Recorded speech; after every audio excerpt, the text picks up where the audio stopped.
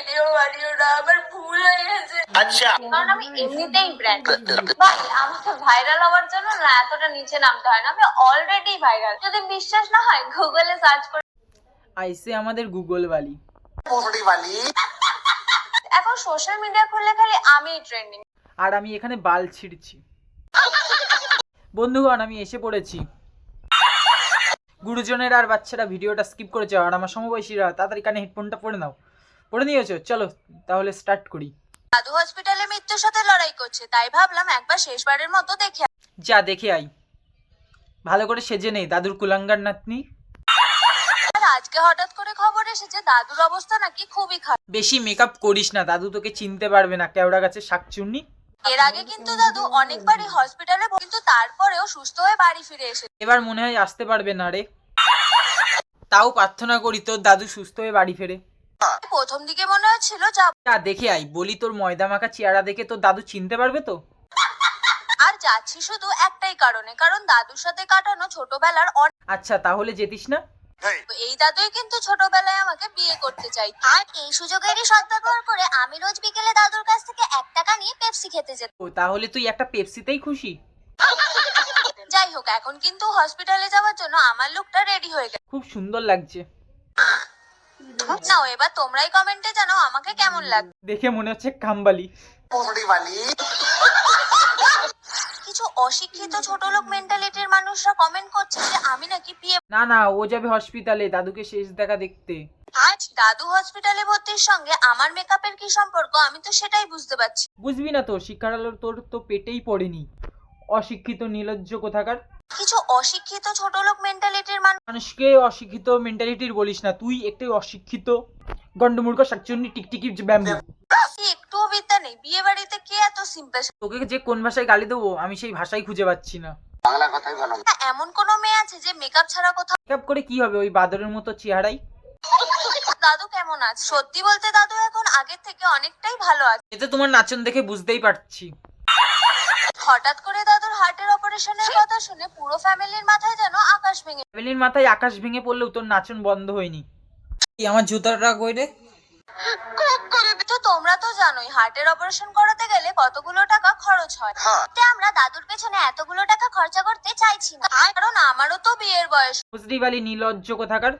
দাদুর পেছনে অতগুলো টাকা খরচ করার থেকে আমার বিয়ের জন্য টাকাগুলো জমিয়ে রাখা। যতবার ভাবি গালাগালি করবো না, ততবারই এই বালছালদের জন্য গালাগালি দিতে হয়। সিনেমা মৃন্ময় আমাকে রোস্ট করে, আর সেই ভিডিও দেখে মৃন্ময়ের কিছু ফ্যান আমাকে এসে ভালোবেসে দিচ্ছে। খা না, খিস্তি কেন? তোর কমেন্টে এসে হেগে যাক। দাদু হসপিটালে মৃত্যুর সাথে লড়াই করছে, এখানে খিস্তির সঙ্গে তোর দাদুর সম্পর্ক কি? আর সেই টেনশনে না পারছি খেতে আর না পারছি ঘুমাতে। মেকআপ করা চাই, কিন্তু তোর দাদু জিজ্ঞাসা করবে তো কোন ফাউন্ডেশন মেখেছো। আচ্ছা বলো তো, এরা কি মানুষ হলে চিনা যায়, জন্তু জানোয়ারের দ্বারা নয়। যাই হোক, আমাকে রোস্ট করে যদি সিনেমা দুবেলা দুমুঠো। বেকা মুখ দেখে বুড়ো ভামের কোটি কোটি টাকা আইছে। দাদুর হার্টের অপারেশন হওয়ার পর থেকে দাদুর শরীরটা আরো অসুস্থ তাই দেখে তোর নাচন আরো বেড়ে যায়। বাঁচাতে গিয়ে আমার বিয়ের টাকাগুলো এইভাবে খরচা করো। এখানে আমার কিছু বলার নেই, কমেন্ট সেকশন খোলা আছে। দাদু যেন প্রতিবারের মতো এইবারেও সুস্থ হয়ে বাড়ি ফিরে আসতে। বাড়ি ফিরে তোর বেকা মুখটা দেখবে আরো অসুস্থ হয়ে যাবে। ডায়েট কন্ট্রোল করা আর মুখের খিস্তি কন্ট্রোল করা দুটোই খুব চাপের ব্যাপার ভাই। এই জন্যই তো কন্ট্রোল করছি না, যা আছে দিয়ে দেবো। আমার দাদু, আমি হসপিটালে যাচ্ছি, আমি কিভাবে যাব না যাব সেটা আমার পার্সোনাল ম্যাটার। তোর পার্সোনাল মেটার, তাহলে সোশ্যাল মিডিয়াতে হাঁকছিস কেন? এখন সোশ্যাল মিডিয়া খুললে খালি আমিই ট্রেন্ডিং। ভুল হচ্ছে, তুই ট্রেন্ডিং এ না এন্ডিং এ আছিস। এই মালটা কোথা থেকে উড়ে এসে জুড়ে বল। মালটা বলবি না, বুড়ো ধাম বলবি। না, সত্যি কথা বলতে আমি এনাকে চিনতাম। বেশি ফুটেজ কাজ না, তোকেও কেউ চেনে না। আরে সিনেমার ফ্যানরা এখনই চলে এসেছো আমাকে গালাগালি। তাও জমিয়ে রাখো, একেবারে দিও।